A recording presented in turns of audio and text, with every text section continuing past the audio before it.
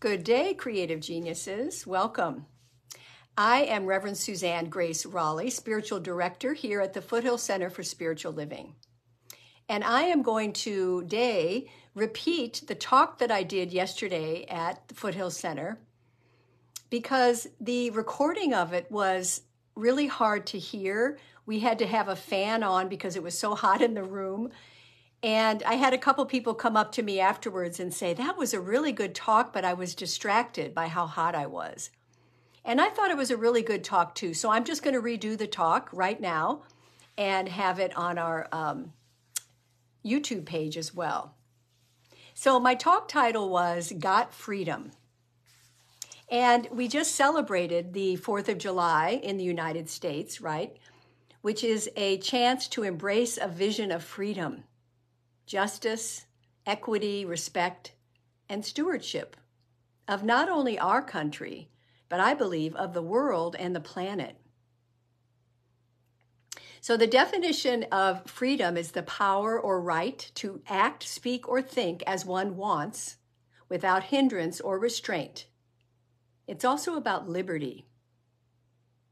And it also means the state of not being imprisoned or enslaved. We talk a lot in the Science of Mind philosophy about the enslavement of our thinking, right?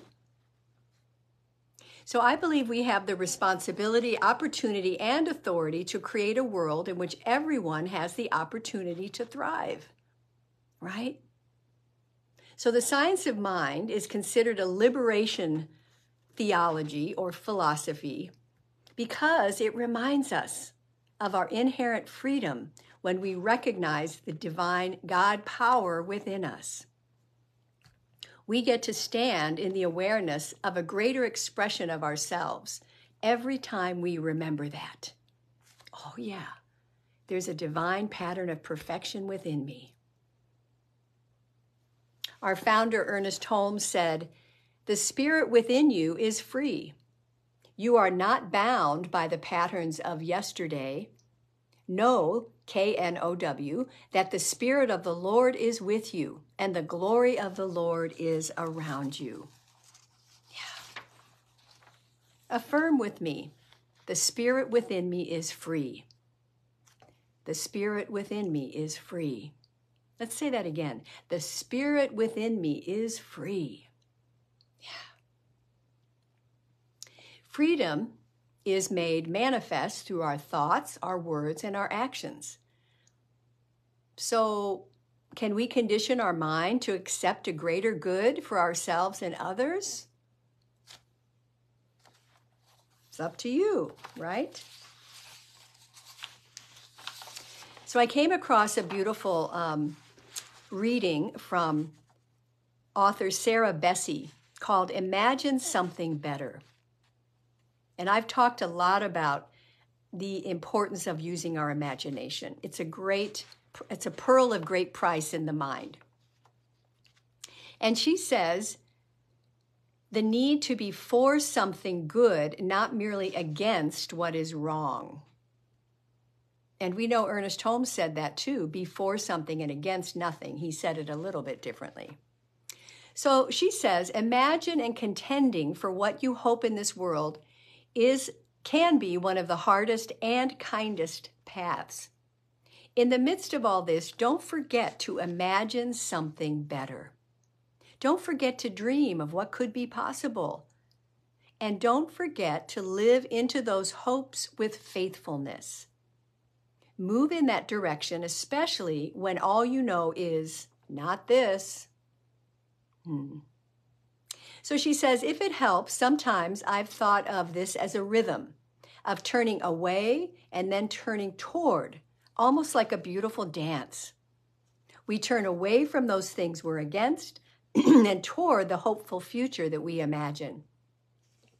In a purposeful way, a movement, we turn away from the practices or beliefs or habits that consume us, threaten us, reduce us, distract us, and then we turn toward what brings flourishing, goodness, and truth to us. What we turn toward should reorient us to the world in a posture of love and joy. It can be a simple rhythm to begin with, turning away from spaces in social media and the news that have become toxic for you. And turning toward maybe inviting a neighbor over for tea.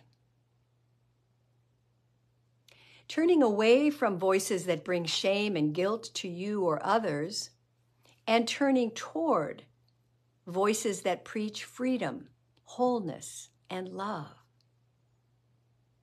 Or turning away from shrinking back and shutting up to keep the peace, and turning toward owning your voice and your experience with boldness. Turning away from gossip and petty nitpicking and turning toward the language of blessing. She says, begin with your against and keep going until you find your for. What are you for? It's an act of defiant faith. It will give you something to lean into. It will give you a path to follow. It will give you your freedom. Imagine something better. Wow. So what is freedom to you? Think about that. What does it mean to be free?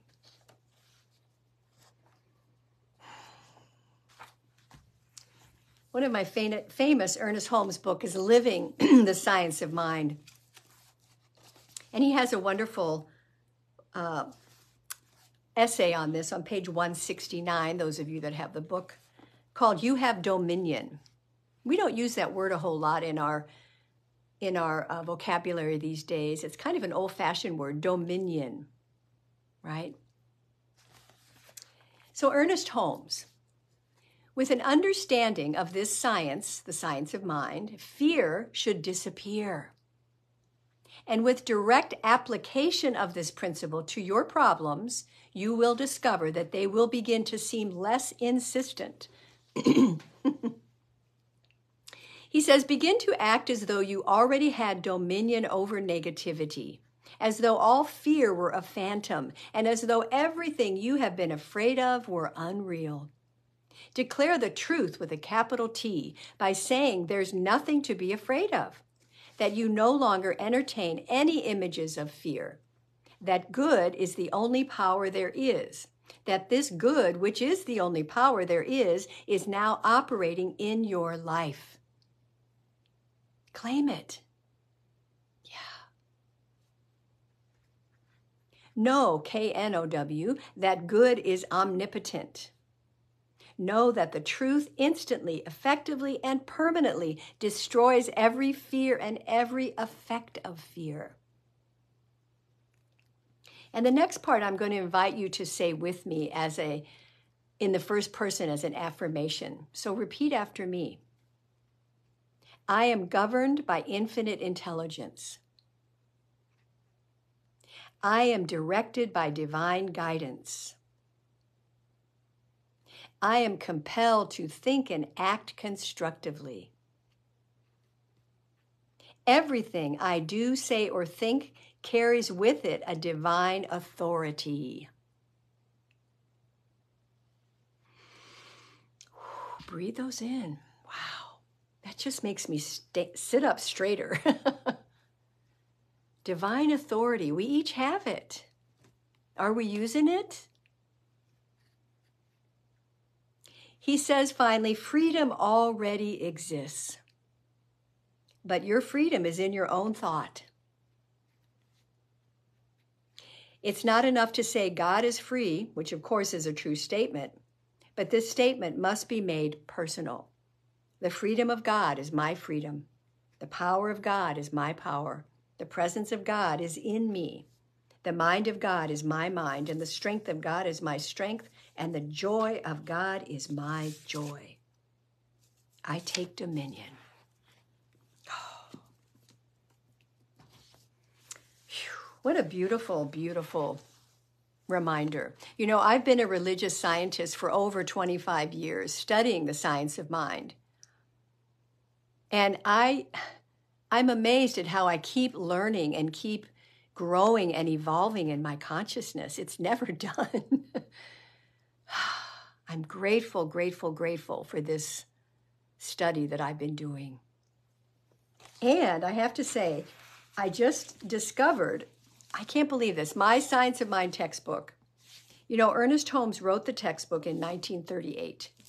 And at the very beginning, he has a dedication that I never paid attention to. And I'm going to read it to you. I'm going to paraphrase it a little bit. Ernest Holmes says, "These lessons are dedicated to that truth, with a capital T, which frees us from ourselves and sets us on the pathway of a new experience, which enables us to see through the mist to the eternal and changeless reality." Yeah. The truth that sets us free. Powerful. That is such an interesting dedication. Those of you that are taking my class right now, Busting Loose, that's exactly what he talks about, right? Yeah. I give myself permission to be free. Say that with me. I give myself permission to be free. Because we all have freedom, the freedom to make a choice, right? We know that. We have the freedom to be intentional. We have the freedom to be an example of love in action.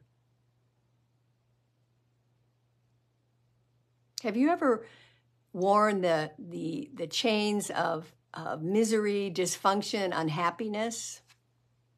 Yes, we all have. We all have. And some of you I know are struggling with some things right now. And yet we learn here at the Foothill Center through this philosophy that we always are a choice of how we're going to react or respond to something. And maybe, just maybe, a challenge if we can look at it as an opportunity to reclaim our power. That's all it is. Oh, yeah. Because all of our experiences are part of what's called the human game. And we can turn within, go upstairs to the upper room, be still, pray, open, be in appreciation, bless our life, and open to a new possibility. How does that sound? So I want to share a little process today with you. And I start with, there's a story from China about the way traps were used for unruly monkeys that just would be around and bothering everybody. A hollowed out coconut was filled with rice, which was put into a trap.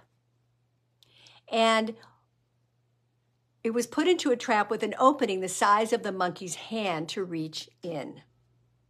Well, once they reached in and grabbed the rice and made a fist, they couldn't get their hand back out of the trap.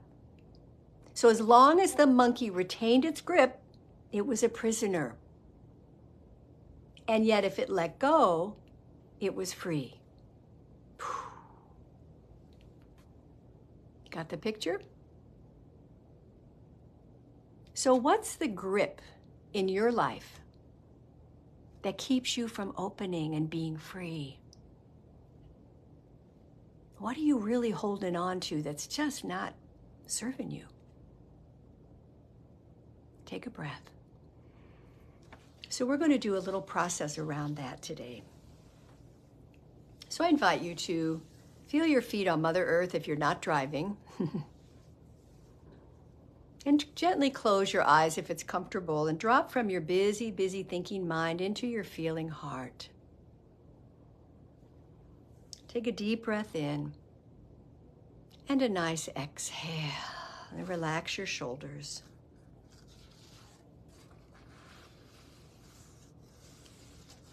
And on your next inhale, I want you to make fists with your hands and tense your body consciously. So inhale, tense your body, just tense it up, and then exhale and let it go and open your palms and just drop it. And again, inhale, make fists, tense your body,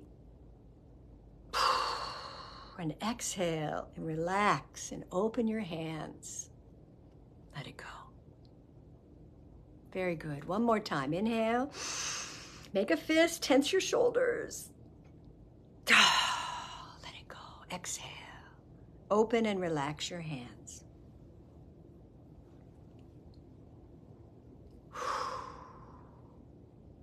And now with your palms open on your lap, repeat silently, I am here now.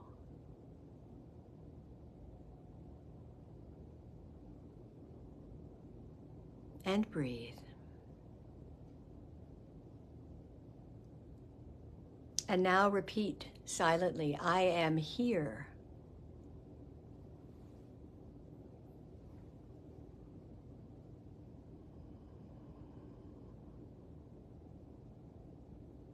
And finally, silently breathe, I am.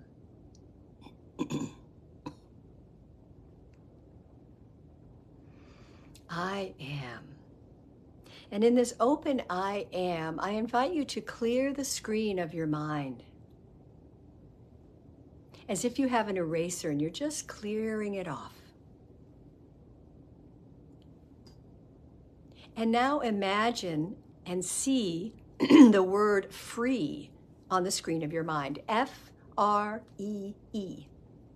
In big letters. Like a neon sign or a billboard or a poster. Free. And feel what it feels like to be that, to receive that. I am free.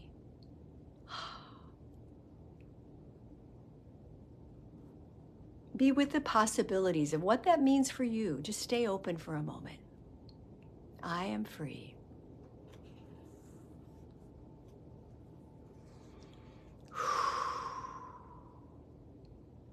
So first, let's bring into our awareness what we want to be free from. What do you want to be free from? What has you in its grip? Is it fear? Do you want to be free from worry, upset, confusion, struggle? What do you want to be free from? So tighten and close your fists again. And just bring to mind, what has you in its grip? What one of those or two of those things? What do you want to let go of? And then you release it. Open your palms. Let it go. And again, make a fist. I am free from, what is it? And let it go. Simple as that. It has no power over you. Take a breath.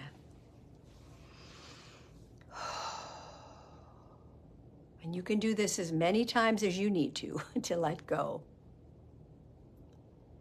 But now I invite you to think about what you are wanting to be free to be, or do, or have. I am free to what? I am free to be happy. I am free to be loved. I am free to be prosperous. I am free to be successful. I am free to have unlimited friendships. Whatever it is, I am free to do the right thing. Bring to mind that phrase for you. I am free now to be what?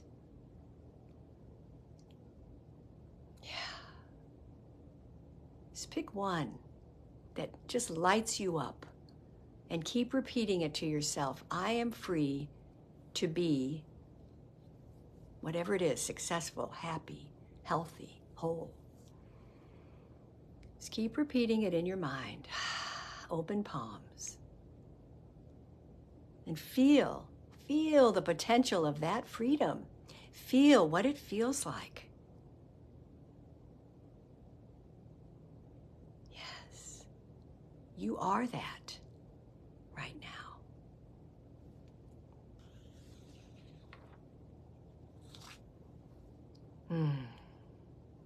I am free. And I am grateful for my freedom. Let's affirm this together out loud. I am grateful for my freedom. I am grateful for my freedom. One more time. I am grateful for my freedom. Yes. Take a deeper breath. Return your awareness to your body, your chair. Feel your feet. Feel alive, awake, and aware as we open our eyes and return. Oh, I feel lighter. I love that little process, and it's something easy that we can do anytime we feel caught up in the negativity of any kind. So I invite you to consider this week the seed of freedom. The seed of freedom that is planted deep within each of our souls. No one can give it to you. You have access to it. You have to uncover it. Yeah. It's an inside job. We say that all the time. And I love remembering it's like the acorn. You know, that little acorn. Within it is the potential for a giant, great oak tree. So I hold for you that potential of greatness, that potential of wholeness, happiness, success, prosperity, whatever it is. It's within you. Bring it out. Because we have freedom to make choices, to be intentional, to be an example of love in action. So I invite you this week to lean into what you are for. And imagine something better for your life. Yeah. So grateful I got to do my talk again for you. Have a beautiful rest of this week. I'll see you next Sunday. Namaste.